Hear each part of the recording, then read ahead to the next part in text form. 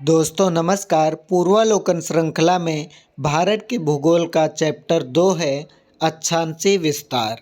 Video प्रारंभ करने से पहले आप लोगों से एक निवेदन है, यदि इसमें बताए गए तथ्य आपके काम के हों तो आप हमारे चैनल को सब्सक्राइब अवश्य करें। आइए प्रारंभ करते हैं। भूपृष्ठ पर विषुवत रेखा से उत्तर या दक्षिण में स्थित किसी भी बिंदु की पृथ्वी से केंद्र से मापी गई कोणीय दूरी को अक्षांश कहा जाता है। आइए इसी कथन को अब हम चित्र के माध्यम से समझने का प्रयास करेंगे। मान लीजिए यह हमारी पृथ्वी है और ये 0 डिग्री विषुवत रेखा है, जिसको भूमध्य रेखा भी कहा जाता है। ठीक है, तो इस विषुवत रेखा के उत्तर या दक्षिण में कोई भी बिंदु, विषुवत रेखा के केंद्र से उत्तर या दक्षिण में स्थित किसी भी बिंदु की जो कोणीय दूरी है वो क्या है, अक्षांश है। ठीक है, अब हम देखते हैं अक्षांशीय रेखा क्या है। तो अक्षांश रेखाएं वे काल्पनिक रेखाएं होती हैं जो पृथ्वी के चारों ओर पूर्व से पश्चिम दिशा में विषुवत रेखा के समानांतर खींची जाती हैं। इसको भी हम चित्र के माध्यम से ही समझेंगे। ये विषुवत रेखा है। विषुवत रेखा के उत्तर में समानांतर खींची गई काल्पनिक रेखाएं और दक्षिण में भी इसके समानांतर खींची गई काल्पनिक रेखाएं क्या हैं, अक्षांश रेखाएं हैं। अब जो भाई उत्तर में है विषुवत रेखा के वो उत्तरी अक्षांश रेखाएं, जो दक्षिण में है वो दक्षिणी अक्षांश रेखाएं हैं। अक्षांशों को अंशों, मिनटों एवं सेकंडों में दर्शाया जाता है। 0 डिग्री अक्षांश को भूमध्य रेखा कहा जाता है, जैसा कि मैं बता भी चुका हूँ। अब ध्यान देना कि ये काल्पनिक रेखाएं हैं, ढूंढने मत पहुंच जाना कि पृथ्वी पर कहाँ रेखाएं खींची। तो ये रेखाएं नहीं खींची हैं, भूगोल वेत्ताओं ने इनकी कल्पना की है पृथ्वी को अच्छे से समझने के लिए।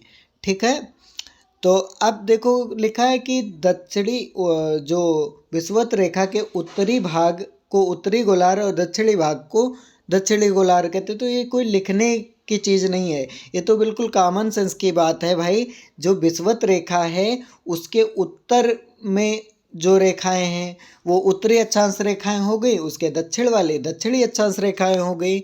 और चूँकि ये जो विषुवत रेखा है ये पृथ्वी को 2 बराबर भागों में बांट रही है, यानी कि आधा गोला ये हो गया उत्तर में और आधा दक्षिण में। तो जो उत्तर में आधा गोला है ये उत्तरी गोलार्ध हो गया और दक्षिण वाला दक्षिणी गोलार्ध हो गया। ठीक है, अक्षांश रेखाओं को 1 डिग्री के अंतराल पर खींचा जाए तो उत्तरी गोलार्ध में 89 अक्षांश रेखाएं तथा दक्षिणी गोलार्ध में 89 अक्षांश रेखाएं होंगी। इस प्रकार विषुवत वृत्त को लेकर अक्षांश रेखाओं की कुल संख्या 179 होगी। इसको भी हम चित्र से ही समझेंगे। ये हैं अक्षांश रेखाएं।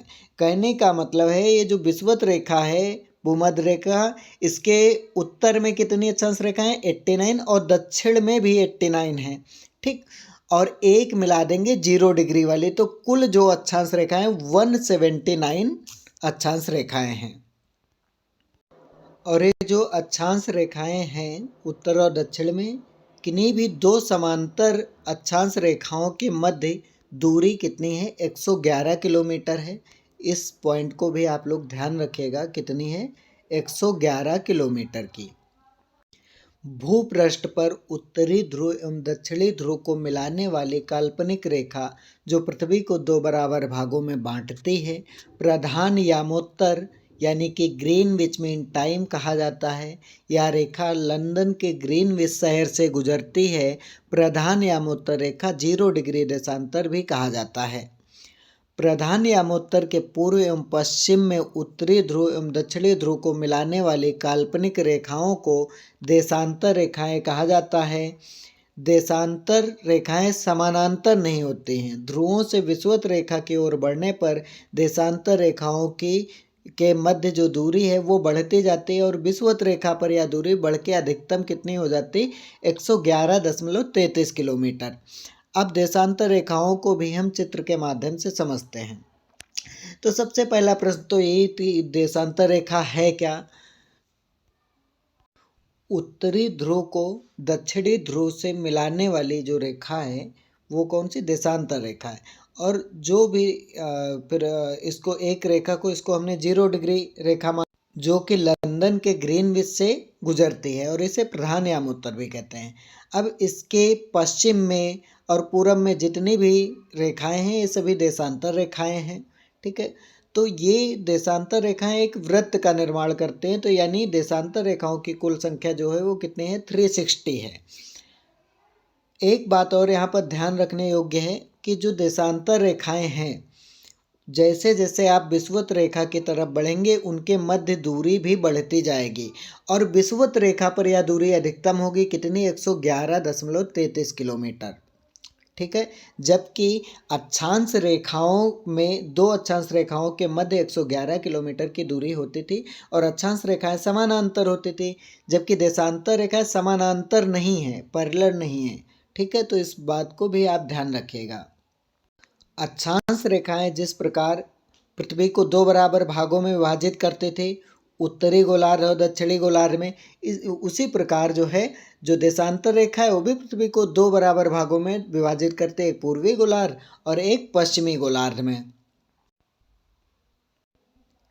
जो अक्षांश रेखाएं हैं वो क्या करती हैं, वो किसी भी स्थान का निर्धारण करने में सहायक होते हैं, जबकि जो देशांतर रेखाएं हैं, लंबवत रेखाएं खींची गई हैं, ये समय का निर्धारण करते हैं। इस बात को भी ध्यान रखिएगा।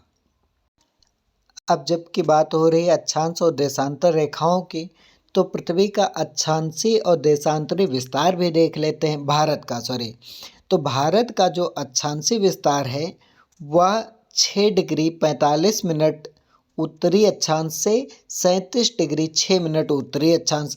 अब आपके मन में आया होगा उत्तरी क्यों कहा इन्होंने, तो भाई ये विश्व है और ये विषुवत रेखा है। विषुवत रेखा के 23.5 डिग्री उत्तर में और 23.5 डिग्री पूरब में, उत्तर में कर्क रेखा है, पूरब में दक्षिण में मकर रेखा है। तो भारत जो है कर्क रेखा जो भारत के बीच से गुजरती है, तो विषुवत रेखा के उत्तर में ही पूरा भारत स्थित है।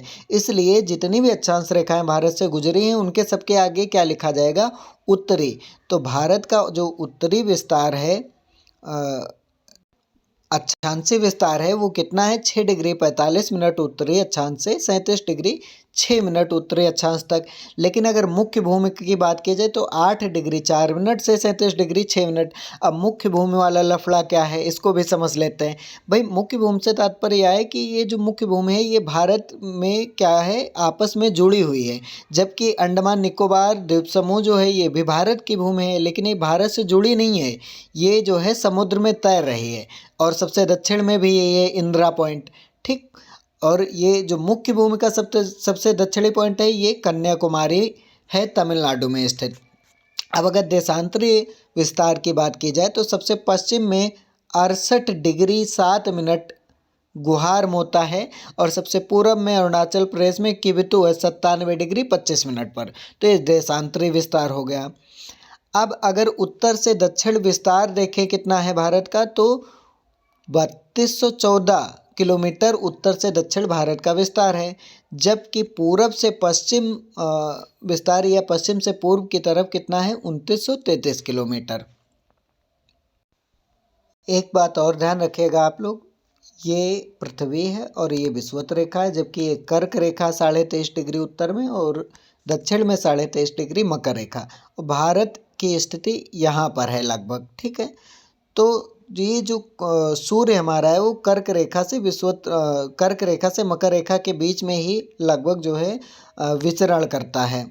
तो ये जो बीच वाला क्षेत्र है ये उष्णकटिबंधीय क्षेत्र में आता है। तो एक प्रश्न पूछा गया था कि क्या भारत जो है पूरी तरह उष्णकटिबंध में स्थित है, तो ये गलत हो जाएगा। पूरी तरह नहीं, आधा भारत उष्णकटिबंध में आता है, जबकि आधा भारत जो है कर्क रेखा के ऊपर है, इसलिए वो उपोष्णकटिबंध में आता है।